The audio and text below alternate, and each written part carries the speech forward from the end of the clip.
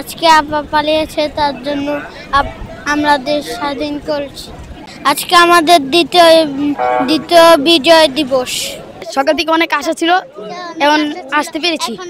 অনেক ভালো লাগছে। এখন আমরা সকালে অনেক অনেক আশা ছিল আসবো, তারপর আমরা আসতে পেরেছি। অনেক খুশি আমরা এদিকে এসে। সাথে আমার মা বাবা ভাই বোন সবাই আসছে, আমরা সবাই আসছি ফ্যামিলির। আমাদের অনেক খুশি লাগছে। 5 আগস্ট 2024 সালে বাংলাদেশে দ্বিতীয়বার ভিক্টোরি হয় আর কি, স্বাধীন হয়। আজকে এখানে সংসদে সকল দলের একত্রিত অবস্থায় ডাক্তার মোহাম্মদ ইউনূস এখানে জুলাই সনদ ঘোষণা করবে, এই জন্য আসছি আর কি। বাংলাদেশের ইতিহাসের অনেক বড় একটা দিন এটা।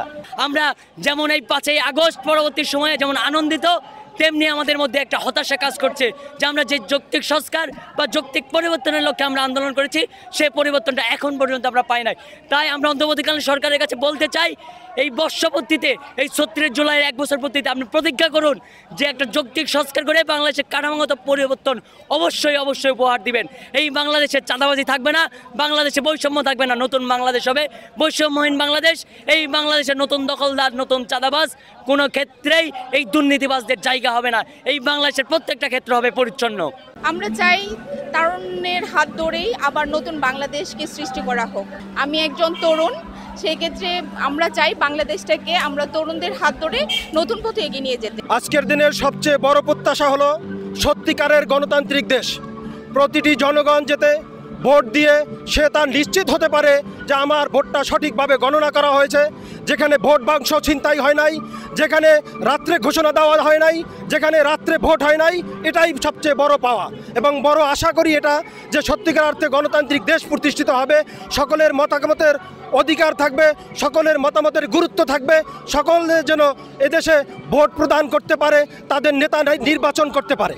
জুলাই হত্যাকাণ্ডের সবচেয়ে প্রথম যে কালপ্রিট অর্থাৎ শেখ হাসিনার ফাঁসি, এবং সেই সাথে শেখ হাসিনার যত দোসর ছিল সেই দোসরদেরকে মানিক মিয়া এভিনিউ প্রকাশ্যে ফাঁসি এবং প্রকাশ্যে ক্রস ফায়ার। আমাদের দেশে এক সময় ক্রস ফায়ারের নামে, জঙ্গি নাটকের নামে হাজারো মানুষকে হত্যা করা হয়েছে। সেই সকল কালপ্রিটদেরকে মানিক মিয়া এভিনিউকে দিবালোকে প্রকাশ্যে ফাঁসি অথবা ক্রস ফায়ার। এবং যেই সমস্ত কুশীলব যারা নাটক সাজিয়ে আমাদের আলেমুল আমাদেরকে ফাঁসি দিয়েছিল, সেই সমস্ত কুশীলব তথা বিচার বিভাগে লুকিয়ে থাকা, প্রশাসনে লুকিয়ে থাকা, রাজনীতিতে লুকিয়ে থাকা সমস্ত কুশীলবদেরকে এই মানিক মিয়া এভিনিউতে প্রকাশ্যে দিবালোকে মধ্যপ্রাচ্যের মতো ফাঁসি দিয়ে শিক্ষা দিতে হবে। যদি কেউ ভবিষ্যতে এই রকম কোনো ফ্যাসিস্ট হয়ে ওঠে, ফ্যাসিস্টের সহযোগী হয়ে ওঠে, তাদের পরিণতি এটাই হবে।